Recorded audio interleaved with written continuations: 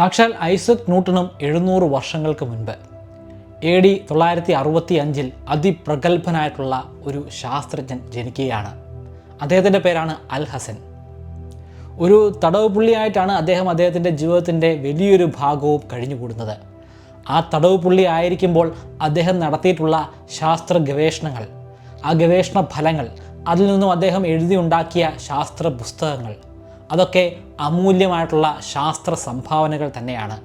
അത്രയധികം വർഷങ്ങൾക്ക് മുൻപ് തന്നെ അദ്ദേഹം നടത്തിയിട്ടുള്ള പല കണ്ടെത്തലുകളും പിന്നീട് ഗലീലിയോയും ഐസക് ന്യൂട്ടനെയും സാക്ഷാൽ ആൽബർട്ട് ഐൻസ്റ്റീനെ പോലും സ്വാധീനിക്കുകയുണ്ടായി.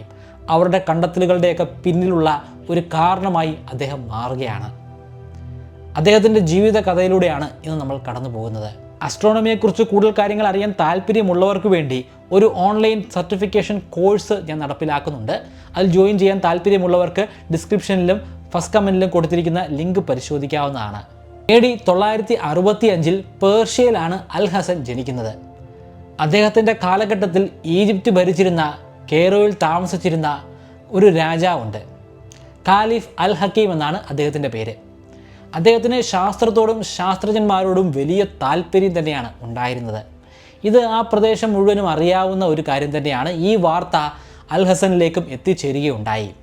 തൻ്റെ ഈ ജീവിതകാലം ഈ പേർഷ്യയിൽ താൻ അവസാനിപ്പിക്കേണ്ട ആവശ്യമില്ല, ശാസ്ത്രത്തോട് വലിയ താല്പര്യമുള്ള ഒരു ഗവേഷകനായിട്ടുള്ള തൻ്റെ സ്ഥാനം ഖലീഫിൻ്റെ കൊട്ടാരത്തിലാണ്. അദ്ദേഹത്തിൻ്റെ കൊട്ടാരത്തിലെ സദസ്സിലെ ഒരു അംഗമായി മാറാനുള്ള സകല യോഗ്യതയും തനിക്കുണ്ടെന്ന് അൽ ഹസൻ മനസ്സിലാക്കി. അതുകൊണ്ട് തന്നെ അദ്ദേഹം സ്വയം പേർഷ്യയിൽ നിന്നും ഈ ഒരു കെയ്റോയിലേക്ക് എത്തിച്ചേരുന്നുണ്ട്. നേരിട്ട് പോയി രാജാവിനെ കാണുക എന്ന് പറയുന്നത് ആ കാലഘട്ടത്തിൽ സാധ്യമായിട്ടുള്ള ഒരു കാര്യമല്ല. അതുകൊണ്ട് തന്നെ രാജകൊട്ടാരത്തിൻ്റെ തൊട്ടടുത്ത് തന്നെ അദ്ദേഹം താമസം ആരംഭിച്ചു. ഘട്ടം ഘട്ടമായിട്ട് അദ്ദേഹം രാജാവിനെ കാണാനുള്ള നീക്കങ്ങൾ നടത്തുകയുണ്ടായി. ഒടുവിൽ അത് വിജയിക്കുക തന്നെ ചെയ്തു.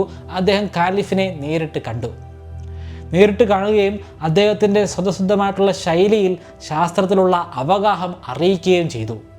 വളരെയധികം രസകരമായിട്ടുള്ള ഒരുപാട് സയൻറ്റിഫിക് ഫാക്റ്റുകളും എക്സ്പെരിമെൻറ്റുകളും ഒക്കെ അദ്ദേഹം വിവരിച്ചു കൊടുക്കുകയും രാജാവിന് അത് വലിയ രീതിയിൽ ബോധിക്കുകയും ചെയ്തു.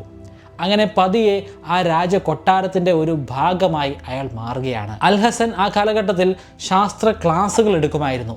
അദ്ദേഹത്തിൻ്റെ ക്ലാസ്സുകൾ അറ്റൻഡ് ചെയ്യാൻ വരുന്നത് ആ രാജകൊട്ടാരത്തിൽ തന്നെ ഉയർന്ന ഉദ്യോഗങ്ങൾ വഹിക്കുന്ന വ്യക്തികളായിരുന്നു. രാജാവും ആ ക്ലാസ്സുകൾ അറ്റൻഡ് ചെയ്യുമായിരുന്നു. ഇവരുടെയൊക്കെ പുത്രന്മാരും ഭാര്യമാരും ഒക്കെ വളരെ രസകരമായി തന്നെ ആ ക്ലാസ്സുകൾ ആസ്വദിക്കുകയും ചെയ്തിരുന്നു. ഇതിൻ്റെയൊക്കെ ഭാഗമായിട്ട് ധാരാളം സമ്മാനങ്ങൾ നേടിയെടുക്കാനും അൽ ഹസന് സാധ്യമാകുന്നുണ്ട്.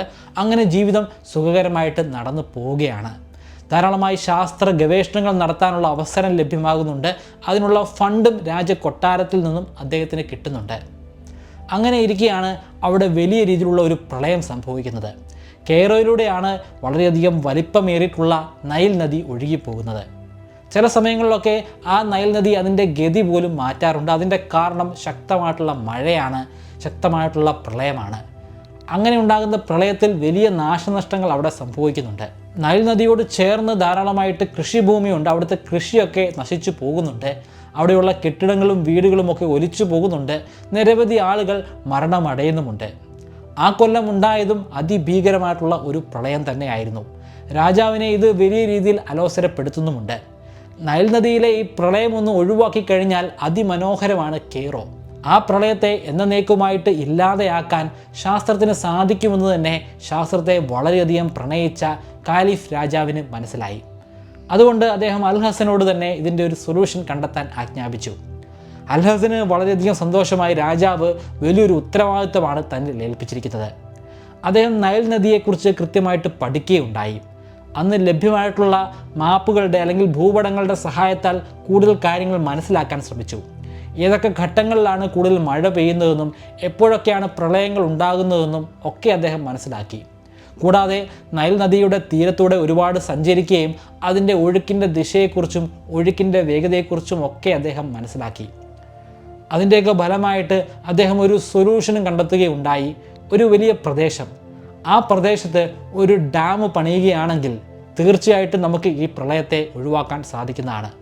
അത് ശരിയായിട്ടുള്ളൊരു കണ്ടെത്തൽ തന്നെ ആയിരുന്നു. ഇപ്പോൾ നൈൽ നദിയിൽ സ്ഥിതി ചെയ്യുന്ന അസ്വാൻ ഡാം, ആ അസ്വാൻ ഡാം അദ്ദേഹം നിർദ്ദേശിച്ച ആ പ്രദേശത്ത് തന്നെയാണ് സ്ഥാപിച്ചിരിക്കുന്നത്. അദ്ദേഹം ഈ ആശയം രാജാവിനെ അറിയിക്കുകയുണ്ടായി. ആ പ്രദേശത്ത് ഒരു വലിയ ഡാം സ്ഥാപിക്കുകയാണെങ്കിൽ നമുക്ക് ഈ പ്രളയം തന്നെ ഒഴിവാക്കാൻ സാധിക്കുന്നതാണ്. രാജാവിന് അത് വളരെയധികം ബോധിച്ചു. അദ്ദേഹം അതിന് ആവശ്യമായിട്ടുള്ള ഫണ്ടുകളും മറ്റ് സൈന്യത്തെയും ഇദ്ദേഹത്തിന് വിട്ടുകൊടുക്കുകയും ചെയ്തു. എത്രയും പെട്ടെന്ന് തന്നെ അവിടെ ചെല്ലുക, പഠനങ്ങൾ നടത്തുക, ഒരു ഡാം പണിയുക. ഡാം പണിത് വിജയിപ്പിച്ചതിന് ശേഷം മാത്രം ഇനി നിങ്ങൾ കൊട്ടാരത്തിലേക്ക് മടങ്ങി വന്നാൽ മതി. ലഭ്യമായിട്ടുള്ള സൈന്യ വ്യൂഹവുമായിട്ട് അല്ലെങ്കിൽ പ്രജകളുമായിട്ട് അദ്ദേഹം അവിടേക്ക് യാത്ര ചെയ്യുകയും അവിടെ വേണ്ട പഠനങ്ങൾ ആരംഭിക്കുകയും ചെയ്തു. ദീർഘനാൾ നീണ്ടുനിന്ന പഠനങ്ങൾക്കൊടുവിൽ അദ്ദേഹത്തിന് ഒരു കാര്യം വ്യക്തമായി. ഇവിടെ സാധാരണഗതിയിലുള്ള ഒരു ചെറിയ ഡാം ഒന്നും പണിതതുകൊണ്ട് കാര്യമില്ല. വളരെയധികം വലിപ്പമേറിയിട്ടുള്ള ഒരു ഡാം തന്നെ പണിയേണ്ടതായിട്ടുണ്ട്. പക്ഷേ ആ കാലഘട്ടത്തിൽ ലഭ്യമായിട്ടുള്ള ഒരു സാങ്കേതിക വിദ്യ ഉപയോഗിച്ചിട്ടും അത്തരത്തിലുള്ള ഒരു ഡാം പണിയാൻ സാധിക്കുന്നതല്ല. പക്ഷേ ഇതെങ്ങനെയാണ് രാജാവിനോട് പറയുക? രാജാവിനോട് പറഞ്ഞാൽ തീർച്ചയായിട്ടും തലയുണ്ടാവുകയില്ല. രാജകൽപ്പനയാണ്. അതുകൊണ്ട് തന്നെ ഇത് നടപ്പിലാക്കിയാൽ മാത്രമേ തിരികെ മടങ്ങിയെത്താൻ സാധിക്കുകയുള്ളൂ. ഇനി വേറെ എവിടെയെങ്കിലും ഒളിച്ചു പോവുകയാണെങ്കിൽ അങ്ങനെ പോകാൻ സാധിക്കുകയില്ല. കാരണം ഒപ്പം സൈന്യമുണ്ട്. അവിടെ നിന്ന് രക്ഷപ്പെടുകയാണെങ്കിൽ സൈന്യത്തിൻ്റെ കൈകൊണ്ടായിരിക്കും അന്ത്യം. ഇനി എങ്ങനെയെങ്കിലും രക്ഷപ്പെട്ട് അവിടെ നിന്ന് പോയാൽ തന്നെ രാജാവിന് അൽ ഹസനെ കണ്ടെത്തുക എന്നത് വളരെ പ്രയാസമുള്ള കാര്യമൊന്നുമല്ല. അനായാസമായിട്ട് കണ്ടെത്താൻ സാധിക്കുന്നതാണ്. കണ്ടെത്തിക്കഴിഞ്ഞാൽ ഉടനെ തന്നെ വധശിക്ഷ നടപ്പിലാക്കുന്നതുമാണ്. അതുകൊണ്ട് തന്നെ അൽ ഹസൻ്റെ മുൻപിൽ ഒരൊറ്റ മാർഗം മാത്രമേ ഉള്ളൂ. ഒരു ഭ്രാന്തനായിട്ട് അഭിനയിക്കുക. ഭ്രാന്തനായിട്ട് അയാൾ അഭിനയിക്കാൻ തുടങ്ങി. സൈന്യം അയാളെ പിടിച്ച് കൊട്ടാരത്തിൽ കൊണ്ടുവരികയും ചെയ്തു. രാജാവിന് വേറെ മാർഗമൊന്നും ഉണ്ടായിരുന്നില്ല. അയാളെ അയാളുടെ വീട്ടിൽ തന്നെ തടവിൽ പാർപ്പിക്കാനുള്ള ഉത്തരമാണ് കൊടുത്തത്. അവിടെ ശക്തമായിട്ടുള്ള ഒരു സുരക്ഷ ഉണ്ടായിരുന്നു. അയാൾക്ക് ആ വീട്ടിൽ നിന്നും വെളിയിലേക്ക് പോകാൻ സാധിക്കുമായിരുന്നില്ല. പക്ഷേ അൽ ഹസന് വെളിയിലേക്ക് പോകേണ്ട ആവശ്യമില്ലായിരുന്നു. അദ്ദേഹത്തെ സംബന്ധിച്ചിടത്തോളം ശാസ്ത്രമാണ് അദ്ദേഹത്തിൻ്റെ ജീവിതം. അദ്ദേഹം ജീവിക്കുന്നത് തന്നെ ശാസ്ത്രത്തിന് വേണ്ടി തന്നെയാണ്. ആരുടെയും ഒരു സ്വൈരക്കേടും ഇല്ലാതെ തന്നെ അദ്ദേഹത്തിന് ഏകനായി അവിടെ ശാസ്ത്ര പഠനങ്ങൾ നടത്താൻ സാധിക്കുന്നതാണ്. അത്തരത്തിലുള്ള പഠനങ്ങൾ തുടർന്നുള്ള കാലഘട്ടത്തിൽ അദ്ദേഹം നടപ്പിലാക്കുകയും ചെയ്തിരുന്നു. സൈന്യം നോക്കുമ്പോൾ അവിടെ അയാൾ എന്തൊക്കെയോ കാട്ടിക്കൂട്ടുന്നു, എന്തൊക്കെയോ എഴുതുന്നു. അവരെ സംബന്ധിച്ചിടത്തോളം ഒരു ഭ്രാന്തൻ എന്തൊക്കെയോ ചെയ്തു കൂട്ടുന്നതായിട്ട് മാത്രമേ അവർ കരുതിയുള്ളൂ. പക്ഷേ അവർക്കറിയുകയില്ലായിരുന്നു ലോകത്തെ തന്നെ മാറ്റിമറിക്കാൻ പോകുന്ന പല കണ്ടെത്തലുകളുമാണ് അദ്ദേഹം അവിടെ നടത്തിക്കൊണ്ടിരിക്കുന്നതെന്ന്. കുറേ അധികം നാളുകൾ നീണ്ടുനിന്ന ആ തടവിലൂടെ അദ്ദേഹം ഒരുപാട് കാര്യങ്ങൾ കണ്ടെത്തുകയുണ്ടായി. അതൊക്കെ പുസ്തകമായി രചിക്കുകയും ചെയ്തു. ഏതാണ്ട് 200ഓളം പുസ്തകങ്ങളാണ് അവിടെ ഇരുന്നു കൊണ്ട് അദ്ദേഹം എഴുതി വെച്ചത്. പക്ഷേ അതിൽ നിരവധി പുസ്തകങ്ങൾ നഷ്ടമാവുകയുണ്ടായി. പക്ഷേ ഇപ്പോഴും 55 പുസ്തകങ്ങൾ അവശേഷിക്കുന്നുണ്ട്. അതിൽ ഏറ്റവും കൂടുതൽ പ്രാധാന്യം അർഹിക്കുന്നത് ഒപ്റ്റിക്സ് എന്ന അദ്ദേഹത്തിൻ്റെ പുസ്തകമാണ്. 7 വോള്യങ്ങളായിട്ടുള്ള ഒരു ബൃഹത് പുസ്തകം തന്നെയാണത്.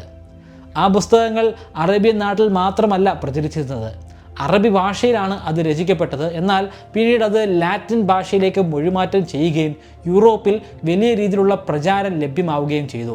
ഡാവിഞ്ചി, ഗലീലിയോ, ബേക്കൺ തുടങ്ങിയ പ്രഗത്ഭരായിട്ടുള്ള ഗവേഷകർ ഈ പുസ്തകങ്ങൾ വായിക്കുകയും അതിൽ നിന്നും ഇൻസ്പയർഡ് ആയിട്ട് അവർ അവരുടേതായിട്ടുള്ള കണ്ടെത്തലുകൾ നടത്തുകയും ചെയ്തിട്ടുണ്ട്. പ്രകാശത്തെക്കുറിച്ച് വിവരിക്കുന്ന ഈ പുസ്തകത്തിൻ്റെ പല ഫാക്റ്റുകളും ഉപയോഗിച്ചിട്ടാണ് ഗലീലിയോ തൻ്റെ ടെലസ്കോപ്പ് തന്നെ നിർമ്മിച്ചത്. അതിലൂടെ തന്നെയാണ് ഗലീലിയോ അസ്ട്രോണമിയെക്കുറിച്ച് അല്ലെങ്കിൽ പ്രപഞ്ചത്തെക്കുറിച്ച് കൂടുതൽ കാര്യങ്ങൾ പഠിക്കുന്നത്. അപ്പോൾ എല്ലാത്തിൻ്റെയും അടിത്തറ എന്ന് പറയുന്നത് സാക്ഷാൽ അൽ ഹസൻ തന്നെയാണ്. അദ്ദേഹത്തിൻ്റെ കണ്ടെത്തൽ തന്നെയാണ്. ആ കണ്ടെത്തൽ ന്യൂട്ടനെ സഹായിച്ചിട്ടുണ്ട്. അതുപോലെ ആൽബർട്ട് ഐൻസ്റ്റീനെയും സഹായിച്ചിട്ടുണ്ട്. കാഴ്ച ശക്തിയെക്കുറിച്ച് ആ ഒരു കാലഘട്ടത്തിൽ ആർക്കും ഒന്നും തന്നെ അറിയുകയില്ലായിരുന്നു. എങ്ങനെയാണ് നമുക്ക് വസ്തുക്കൾ കാണാൻ സാധ്യമാകുന്നത്?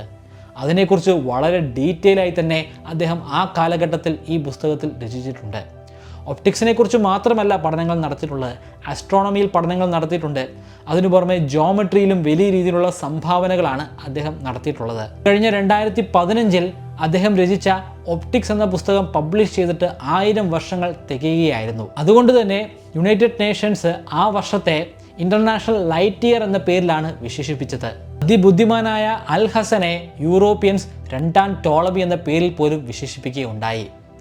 ഇത്തരത്തിൽ നിരവധി ഗവേഷകർ ഒരുപാട് സംഭാവനകൾ നടത്തിയിട്ടുണ്ട്. നമ്മുടെ ഇന്ത്യൻ ഗവേഷകരും ഈ കൂട്ടത്തിൽ വരുന്നുണ്ട്. അവരുടെ കഥകൾ വളരെയധികം ത്രസിപ്പിക്കുന്നതാണ്. ആ കാലഘട്ടങ്ങളിൽ അവർ വലിയൊരു ഗവേഷകരാണെന്ന് അവിടെ ഉണ്ടായിരുന്ന ആളുകൾക്ക് തിരിച്ചറിയാൻ സാധ്യമായിരുന്നില്ല. പക്ഷേ അവരുടെ കണ്ടെത്തലുകൾ പിന്നീട് വർഷങ്ങൾ കഴിഞ്ഞപ്പോൾ ലോകശ്രദ്ധ പിടിച്ചു പറ്റുകയായിരുന്നു. ഇത്തരത്തിലുള്ള ശാസ്ത്രജ്ഞന്മാരുടെ ജീവിത കഥകൾ കേൾക്കാൻ നിങ്ങൾക്ക് താല്പര്യമുണ്ടെങ്കിൽ അത് കമൻറ്റിൽ രേഖപ്പെടുത്തുക. നിങ്ങൾക്ക് താല്പര്യമുണ്ടെങ്കിൽ തീർച്ചയായിട്ടും അത്തരത്തിലുള്ള കൂടുതൽ വീഡിയോകൾ ചെയ്യാൻ ശ്രമിക്കുന്നതാണ്.